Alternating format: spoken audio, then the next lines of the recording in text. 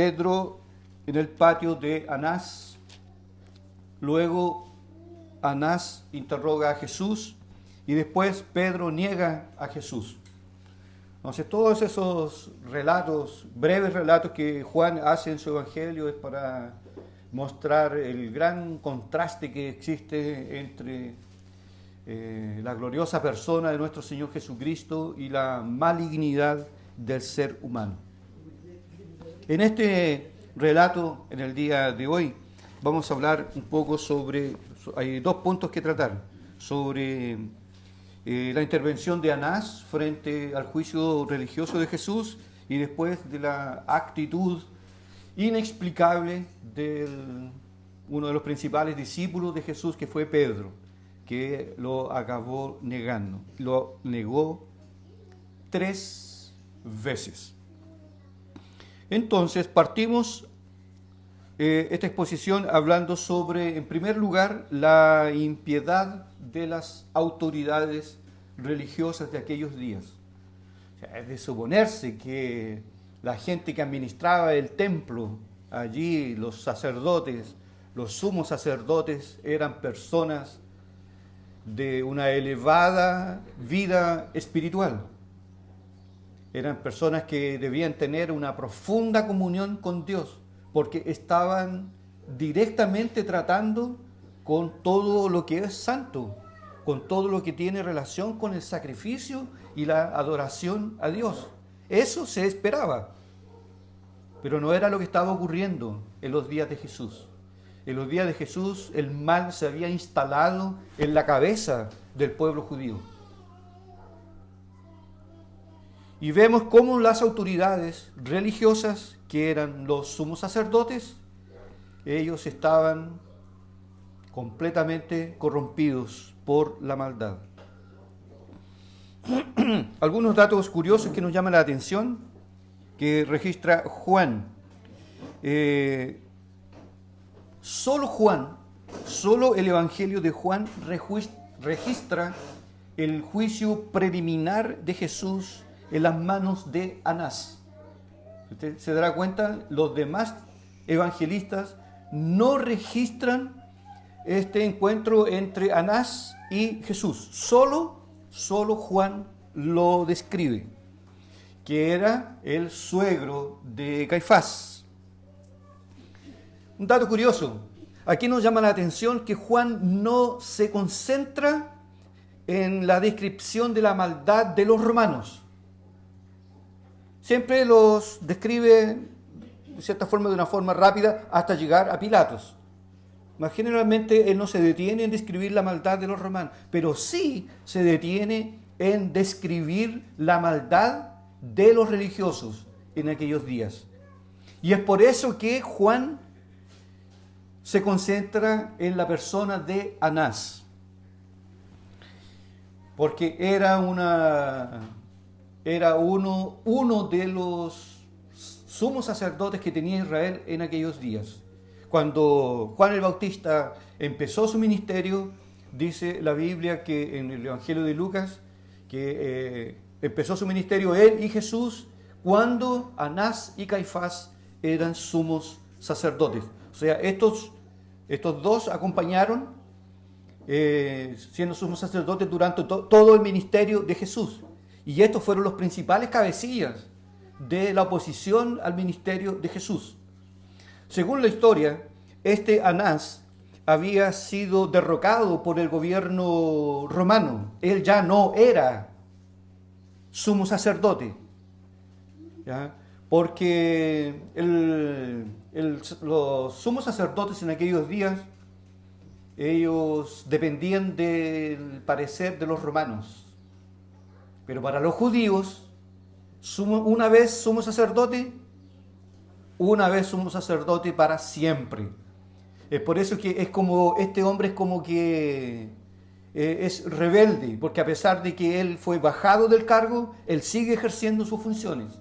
Usted lo va a ver en Hechos capítulo 4, nuevamente cuando se levanta la persecución contra los discípulos por causa de la predicación, nuevamente aparece Anás en la cúpula de los líderes religiosos. siendo que él ya no tenía ninguna autoridad. Si el sumo sacerdote en aquellos días oficialmente era su yerno, Caifás. Pero ¿por qué? ¿Por qué cuando arrestaron a Jesús los soldados lo llevaron a Anás, si él no era el sumo sacerdote en ejercicio?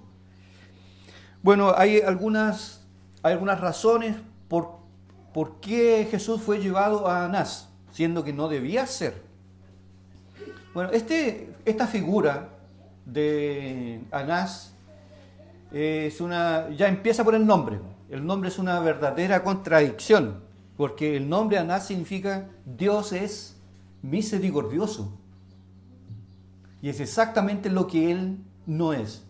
El nombre Anás es la raíz hebrea para el nombre Ananías, Dios protege. De ahí deriva el nombre Ananías. Él era Anás, Dios es misericordioso. Llevaron Jesús a Anás por la influencia que este hombre tenía. Ya era el mayor de los sumos sacerdotes, era el suegro de Caifás. Él, según se sabe, que él tenía unos 4 hijos que también ocuparon el cargo. Y su yerno, Caifás, era el mayor de todos y probablemente lo llevaron porque era un ser político, las conocía todas, las sabía todas y tenía una gran influencia y autoridad entre los judíos. Pero este hombre, sumo sacerdote, era terriblemente malo. Terriblemente malo. Se le describe como un personaje maquiavélico. El autor de la maldad contra el Hijo de Dios. Y ustedes verán durante todo el Evangelio, hay comisiones que siempre se van acercando a Jesús. Siempre se van acercando, 2, 3, 4, 15. ¿Quién eres? ¿Qué haces? ¿Por qué haces estas cosas? Todos enviados por la cúpula de aquellos días. Y Juan se preocupa en mostrar la corrupción que se había instalado en aquellos días.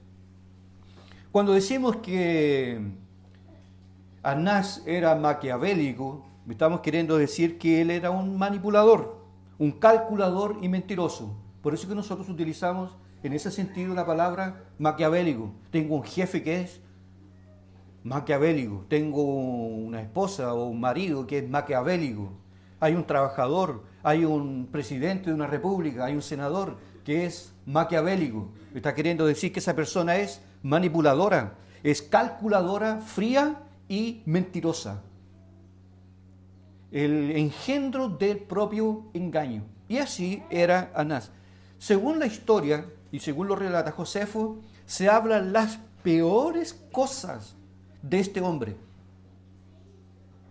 que era la cabeza de los líderes de Israel. Algo también que nos llama bastante la atención es que a pesar de que él había sido expulsado del sumo sacerdocio, él todavía porfiado, decidió interrogar al Señor. Dice nuestro texto aquí que mientras él le hizo una pregunta a Jesús sobre la doctrina de Jesús y sobre los discípulos de Jesús, Jesús le dijo: yo he estado todo el tiempo hablando en público, en el templo. Pregúntale a ellos lo que yo he dicho. Cuando Jesús respondió la pregunta que le hicieron, dice la Biblia que se levantó un alguacil. El versículo 22, cuando hubo dicho esto, uno de los alguaciles que estaba allí le dio una bofetada a Jesús, diciendo: ¿así respondes al sumo sacerdote? Y Jesús luego dice: bueno, si yo he hablado mal, dime, ¿en qué he hablado mal? Pero aquí llama la atención en esto, que cuando el alguacil que tenía un poder solamente, era un vigilante allí en el templo, y él está allí presenciando el interrogatorio de Jesús, el alguacil no tenía por qué haber hecho aquello, y tenía que haber sido duramente reprendido por este personaje. Pero Anás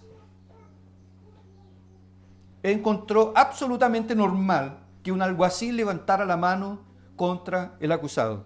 Tal vez en alguna otra oportunidad nosotros, de una forma un poco más tranquila, podríamos hablar sobre todo el proceso del juicio religioso y civil contra Jesús y cómo las autoridades judías se encargaron de atropellar todas las normas, todas las reglas establecidas tanto por la ley judía como por el derecho romano. Por ejemplo, Jesús fue juzgado de noche, en la madrugada, y eso no era permitido. Además que estaban en días de Pascua. Al Señor lo juzgaron y lo condenaron y lo ejecutaron en el mismo día, cosa que no podía ocurrir. Eso no podía, se dejaba siempre un tiempo. Cuando había un delito grave, se dejaba un tiempo para que se aplicara la sentencia. Jesús fue arrestado, preso, juzgado y condenado y ejecutado en un solo día. O sea, todo lo que estos hombres malos hicieron, todo esto fue contra la propia ley. Incluso el propio Nicodemos, cuando le preguntaron, cuando vino un grupo diciendo, nunca hemos oído un hombre que habla de esta manera. Y los líderes judíos dijeron así, ustedes ya fueron convertidos por él. Ustedes ya se hicieron discípulos de él. Y Nicodemo entonces pregunta, dice, ¿acaso nuestra ley permite juzgar a un hombre sin primero oírle? Y toda persona tenía derecho a defensa. Toda persona tenía derecho a defensa. Jesús no tuvo ningún derecho. Y más encima, antes de que se iniciara el juicio, Jesús ya estaba condenado. Ese es el lado humano del juicio de Jesús. Pero por otro lado, como fue expuesto aquí el domingo pasado, estaba el decreto eterno de Dios, que Jesús se entregó para dar su vida por su pueblo. Así que Anás se quedó callado cuando el alguacil le pegó a Jesús, le dio una bofetada. Seguramente no fue una bofetada con poca energía, fue una bofetada con odio, con rabia. Lo vieron como un hombre despreciado, un hombre maligno, perverso, alguien que vino a mover las estructuras de la sociedad judía.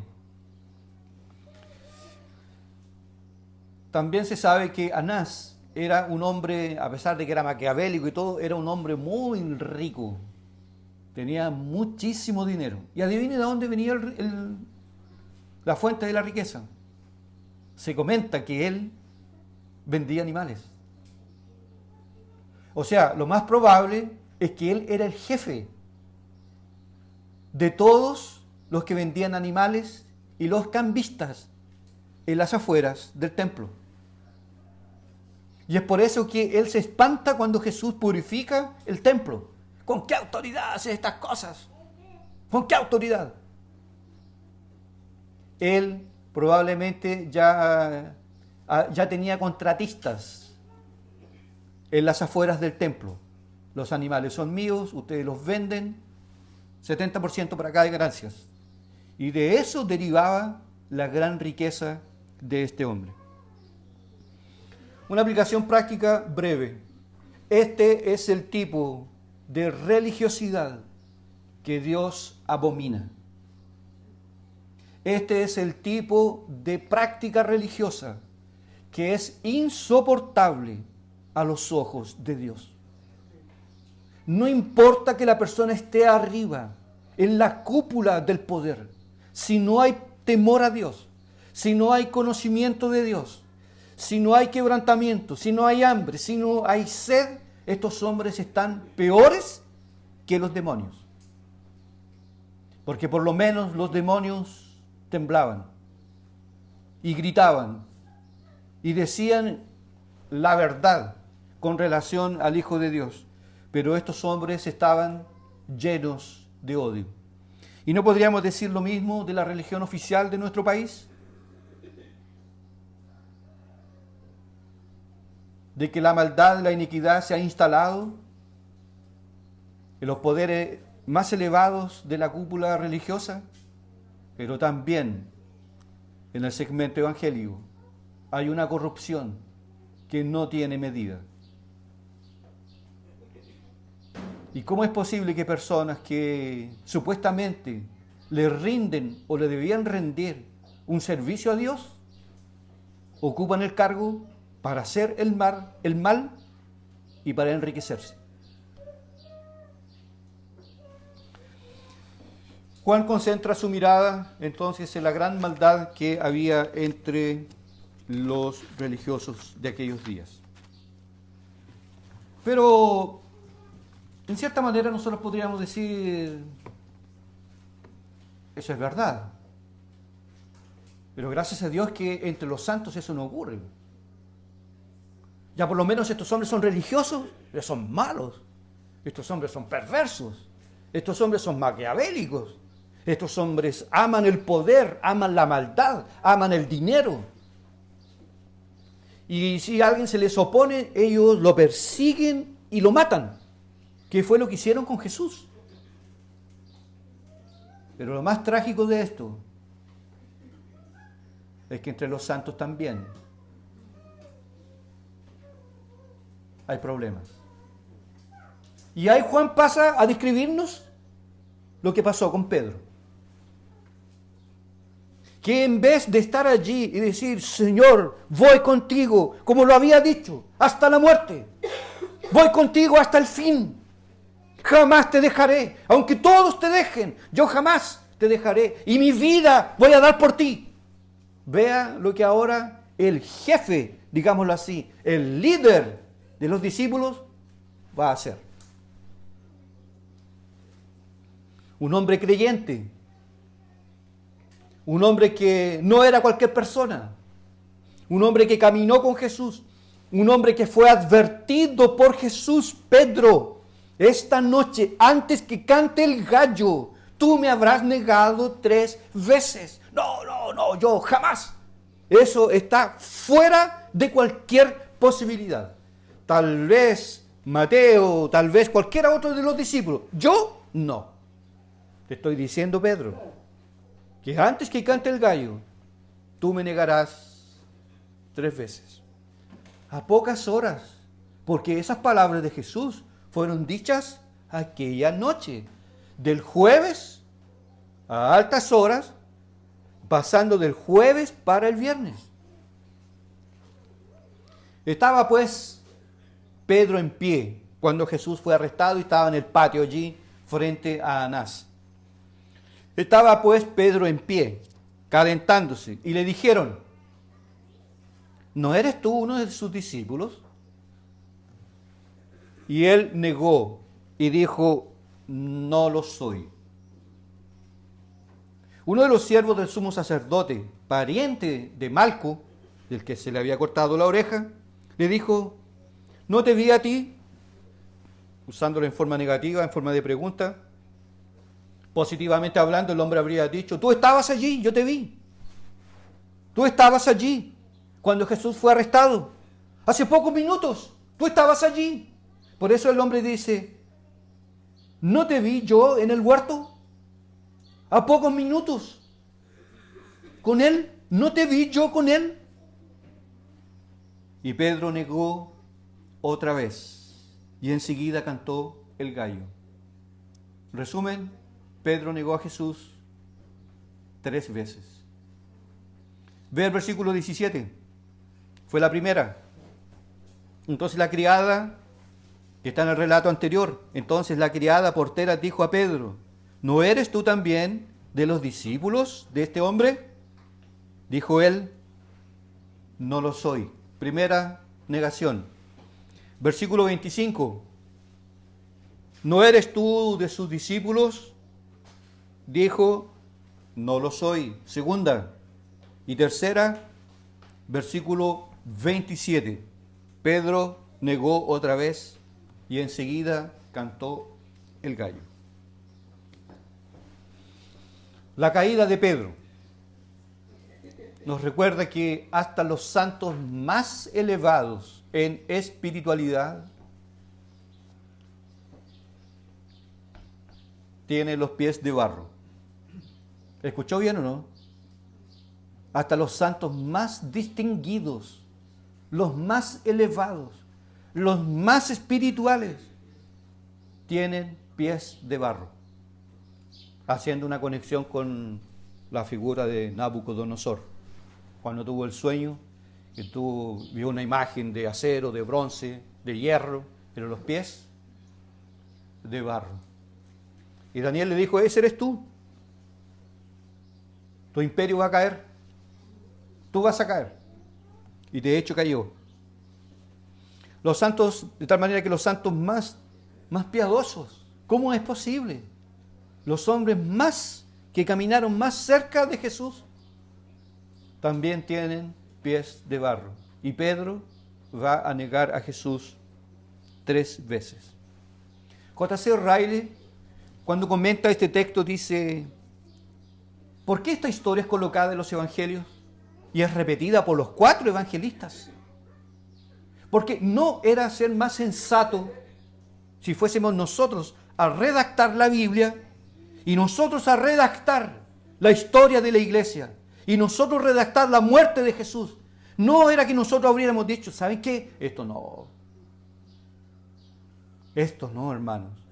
Esto va a ensuciar la imagen de Pedro y esto va a ser un escándalo para la historia de la iglesia. Pero no. El Espíritu Santo permitió, y Dios así lo quiso, que este tropiezo de Pedro fuese registrado para nuestro bien, para nuestra edificación. ¿Por qué entonces, dice Israel, por qué esta historia es colocada en los 4 evangelios? Porque Pedro, dice él, porque Pedro era el líder de los discípulos. Por lo mismo, se puede percibir que entre los santos existe un tremendo grado de debilidad. Y estos grados de debilidad pueden ser encontrados en los más verdaderos siervos de Dios. Y aquí donde uno queda así como,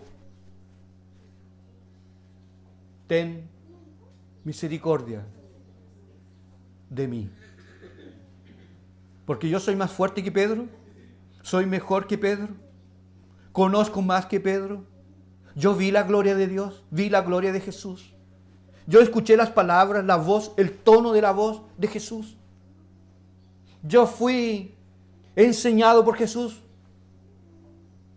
Y a pesar de todo aquello, Pedro sucumbió ante el miedo, ante el terror de él terminar igual que su maestro. ¿Por qué Juan también? Ya sabemos que Dios quiso que esta historia fuese registrada, ¿verdad? La caída de un santo. La triple negación de Pedro. Ya sabemos que fue permitida que fuese registrada por los 4 evangelistas por la soberanía divina. Pero también hay otras razones humanas por la cual Juan relata la caída de Pedro. Primero,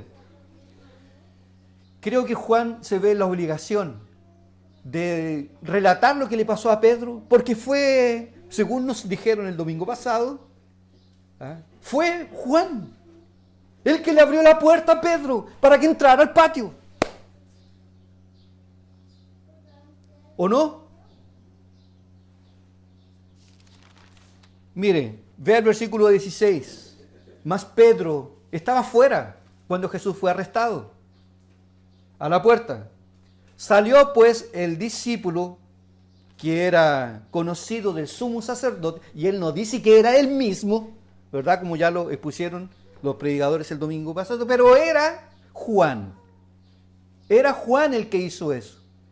No sabemos cómo es que Juan tenía contactos con la cúpula.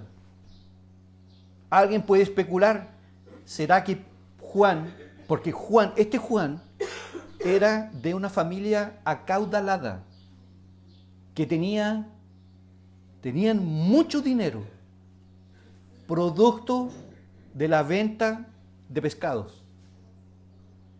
Entonces podemos, dicen algunos, especular que la familia de Juan le vendía productos a los sumos sacerdotes.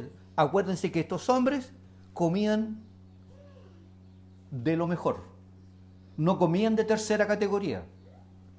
Ellos no comían guachalomo, ¿ya? Filete. Y ellos, como ofrecían un buen producto, lo más probable es que Juan tenía ese nexo. Por eso dice que la Biblia, aunque él no lo dice, dice, este discípulo le abrió la puerta porque era conocido del sumo sacerdote. Entonces Juan se ve la obligación de cierta forma, de registrar la negación de Pedro porque él lo hizo entrar. Y después probablemente tenían que... ¿Para qué lo hice entrar? ¿Para qué lo metí? Si no lo hubiese abierto la puerta, nada de eso habría pasado. Pero todo estaba escrito desde antes de la fundación del mundo. También Juan registra la negación de Pedro, porque Juan tampoco puede cubrir el error de su amigo. No decir, no, es mi amigo y no, yo no puedo hacer esto con mi amigo, registrar. Exactamente porque es su amigo, él se ve en el deber de denunciar el error de su amigo, porque un buen amigo no cubre el error de su amigo. Si una persona se acerca a mí y me dice, sabes que yo ando muy débil en la fe, ¿ya? Ando muy débil en la fe. Y uno le pregunta, ¿y a qué se debe eso? No, es que a mí en la iglesia a mí no me llaman, a mí no me escriben, no me preguntan. Los días estuve de cumpleaños, nadie me saludó. Y los pastores o el pastor no me llama nunca. Ah, sí, y va y le empieza el buen amigo. ¿Qué es lo que hace? Amigo, el problema es tuyo, no es de los otros. El buen amigo exhorta, el buen amigo discierne, el buen amigo no cubre el error del otro. Esos son los buenos amigos. Los malos amigos dicen, dale nomás, échale nomás. Si lo importante es que tú seas feliz, amigo. Lo importante es que tú seas feliz. Recuerdo una historia que una vez un joven se enamoró de una señorita y esto nunca funcionó. Pero él creía que algún día la iba a conquistar. Y cuando vino a hablar conmigo, dijo, no, yo la quiero, yo la amo, daría mi vida por ella. Le dije, bueno, ¿y de allá? ¿Hay señales desde el otro lado? No, nada. ¿Y por qué tú insistes? No, es que tengo... Le dije, ¿y quién te aconseja? Es que tengo unos amigos de la propia iglesia que ya me dijeron, dale nomás, que a fin de año, antes que termine el año, va a ser tuya. Y le dije, necio, ¿cómo se te ocurre escuchar ese tipo de consejos? ¿Y sabes qué? Date la media vuelta y sale de ahí, hombre. Pasando vergüenza más encima, perdiendo tu tiempo. Y más encima, hombre, y llorando por una mujer. ¿Qué tal? Olvídate de aquello. Un buen amigo nos exhorta, nos reprende ante el error. Y Juan registra lo que ocurrió con Pedro porque él no le va a cubrir el error a su amigo. ¿Le ha tocado alguna vez ser ese tipo de amigo, no? Amigo, pero cuando estás viendo que tu amigo o amiga empieza a irse hacia el oeste o hacia el este, oye, no es bueno lo que haces, no es bueno. No le eches la culpa a terceros. Pon tu mirada en Jesús. Esa es la solución del problema. Y la tercera razón, probablemente porque Juan registró la caída de Pedro, es que ¿Por qué será? Una tercera causa. Mire, porque solo Juan va a registrar la restauración de Pedro. Los otros evangelistas omiten esa información, pero solo Juan dice que Jesús restauró a Pedro. Cuando él dijo, que lo veremos más adelante, vamos o voy a pescar. O sea, diciendo en otras palabras, yo ya estoy fuera del equipo. El Señor no me quiere más. Y Jesús apareció en aquella mañana diciéndoles, hola, ¿tienen algo de comer? Y Pedro percibió que era Jesús. Y después allí, entre el pescado y la miel y el pan y todo que estaban comiendo, Jesús le hizo 3 preguntas a Pedro. Solo Juan registra la restauración de Pedro. Esos sí que son amigos de verdad. Buenos hermanos en la fe. Me las dicen todas, pero también me tienden la mano para restaurarme en el día del arrepentimiento. J.C. Ryle, que me parece que ustedes lo conocen, nuevamente comenta este texto y dice, esta negación fue registrada por todos los evangelistas para que tengamos una alerta, para que los demás cristianos que vendrían después no hagan lo mismo. No hagamos lo que hizo Pedro, negar a Jesús. ¿Por qué Pedro negó a Jesús? ¿Por qué razón? ¿El miedo? ¿El miedo al que dirán? ¿Vergüenza al identificarse con Jesús? ¿Que él era de hecho un discípulo de él? Puede ser también que él lo haya negado porque él era esencialmente orgulloso. Él tenía una personalidad que lo traicionaba cada rato. Ustedes lo verán más adelante que Pedro va a tener un pequeño roce con otro santo, el apóstol Pablo. Y Pedro andaba como una pelota de ping-pong. Se juntaba con los gentiles y dejaba a los judíos por allá. Cuando aparecían los judíos, para acá, y dejaba a los gentiles para allá. Y cuando el apóstol Pablo lo vio, dice en su carta a los Gálatas, pero era de condenar lo que Pedro estaba haciendo. Y hasta Bernabé, el hijo de la consolación, fue arrastrado por la hipocresía de Pedro. Así que cuando le vi, le resistí en la cara y le dije, ¿cómo tú, siendo judío? Y Pedro, calladito, frente a la autoridad del apóstol Pablo. La Biblia es la Biblia. La palabra de Dios cuenta todo. Absolutamente todo. Pero Pedro, lo más probable es que negó a Jesús por un lado, por miedo, pero también porque era muy orgulloso. No, yo, cuando Jesús dijo esta noche, todos me dejarán, ¿quién fue el primero a saltar a la cancha? Pedro dijo, yo no. Todos los demás te dejarán o te podrían dejar, pero yo no. Y si me es necesario morir, daré mi vida por ti. Jesús le dice, Pedro, tu vida darás por mí. Esta noche, antes que cante el gallo, tú me habrás negado 3 veces. Qué terrible es el orgullo. El orgullo nos hace pensar que nosotros nunca haremos tal cosa. Oye, yo no sé cómo este hombre cometió ese tan terrible pecado. Pero qué desastre, qué terrible.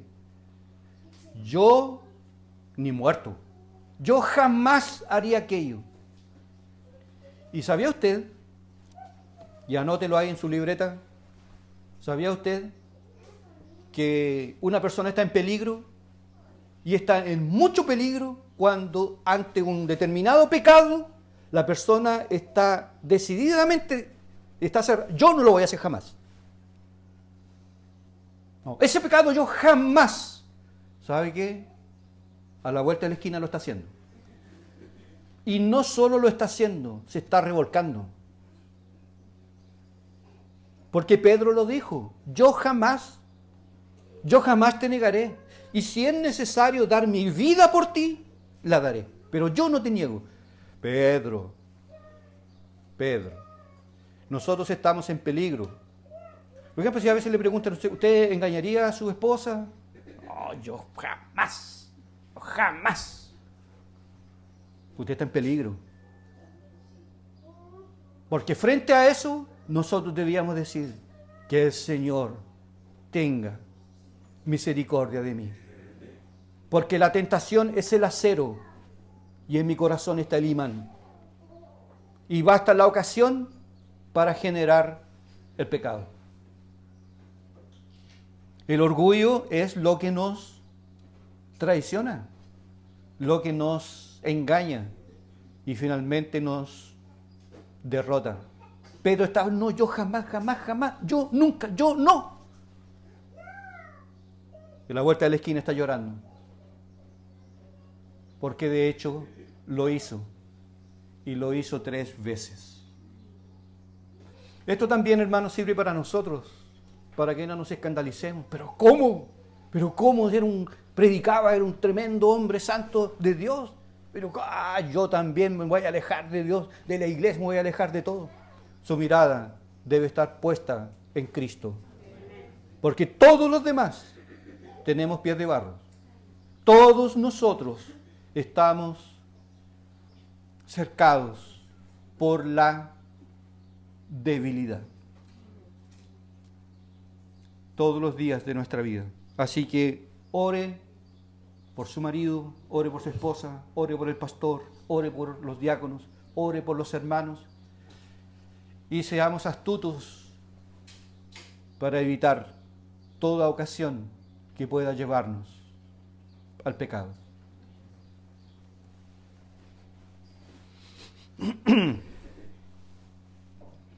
Nunca piense usted que sería incapaz de cometer un determinado pecado. Bueno, si usted piensa así, no, yo sería incapaz. Usted está en la lista de los que van a ser capaces de hacerlo. Porque el orgullo ciega nuestros corazones. Quisiera terminar en el día de hoy esta exposición haciendo 3 preguntas prácticas para mí y para usted también. Primero, ¿usted está consciente que en su corazón habita la corrupción?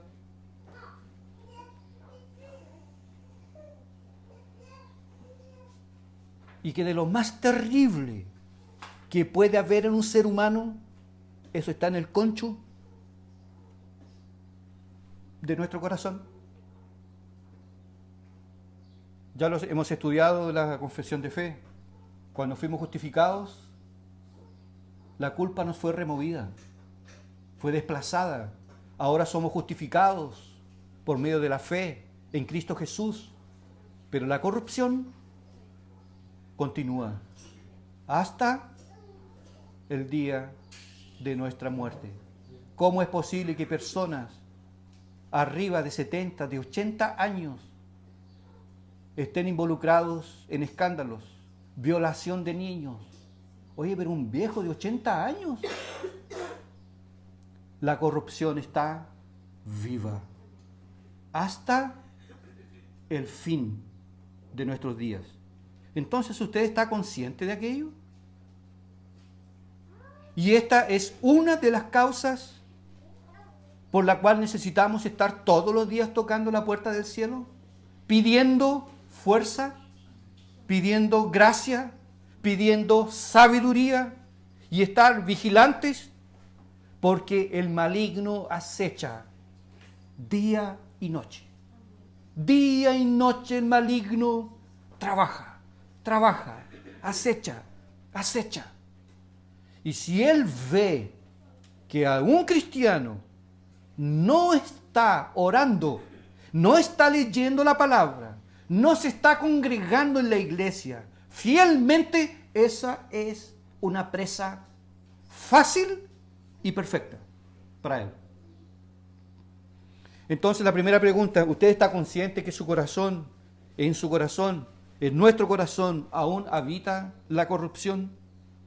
Así que si no oramos y tampoco vigilamos, podríamos cometer hechos lamentables, actos de desobediencia frente a la santa ley de Dios. Ahí tenemos a Sansón. Ahí tenemos a David. Ahí tenemos a Pedro. Y en la historia de la iglesia a tantos otros. Y esto no se va a acabar. No podemos decir, no, los escándalos ahora con la teología, la llegada o el conocimiento de la teología reformada, los escándalos ahora cesaron. Vea lo que pasó hace poco tiempo atrás. La corrupción hace parte de nuestra vida. Pero Pedro no tenía conciencia de aquello. Así que haremos un gran favor a nuestras almas cuando todos los días estemos conscientes de que somos corruptos. Y si alguien de repente nos lanza un piropo, o si alguien de repente nos lanza un elogio que va a dar justo en el corazón del orgullo, tenga cuidado. Cuando alguien dijo algo con doble sentido, es para abrir la puerta. Despacito. Cuando usted se vaya a dar cuenta, la persona ya está dentro de la casa. Segunda aplicación. Usted y yo, ¿usted ha negado a Cristo alguna vez? ¿Lo ha negado, no? Es probable que no con palabras. Pero a veces le ha dado vergüenza de andar con una Biblia en la mano. ¿Le da vergüenza de hablar del Evangelio? MacArthur comenta,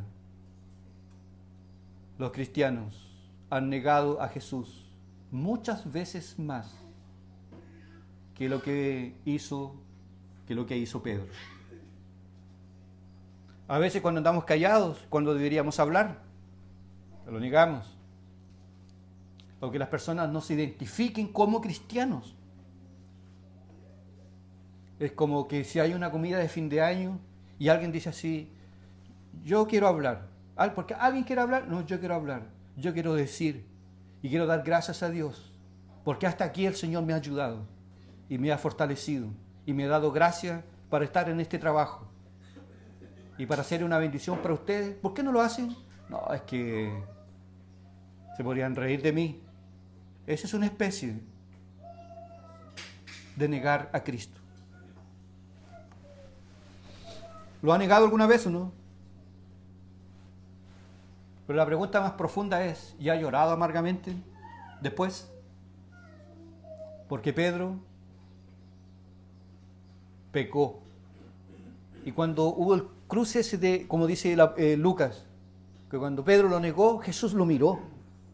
Cuando el gallo canta, Jesús sale de delante de Anás y mira a Pedro. Y Pedro, dice la Biblia, en el Evangelio de Lucas, se acordó de las palabras de Jesús y salió de allí y lloró amargamente.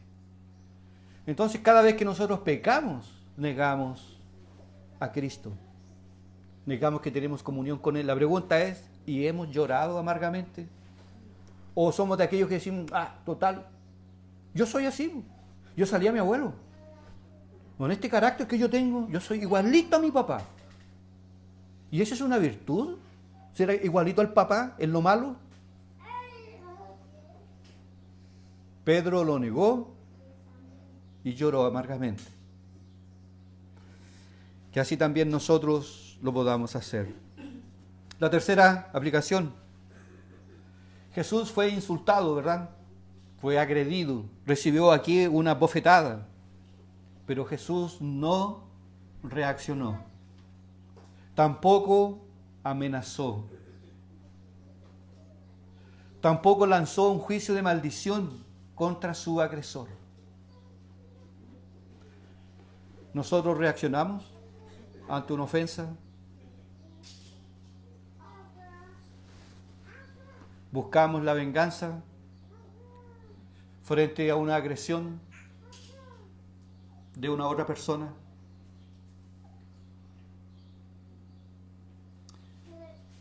Que este Titanic que se hundió nos sirva de lección. Yo no soy un Titanic, yo soy una barca y las olas son grandes. Me aferro a Cristo y que Él me ayude a llegar a puerto seguro. Solo dependo de la gracia y de la misericordia del Señor. No confío en mí. No confío en mis horas de oración. No confío en mis estudios. No confío en mi conocimiento. No confío en mi iglesia. Confío en Cristo, que Él me ha de ayudar hasta que llegue al otro lado del río, donde ya estaremos a salvo por toda la eternidad.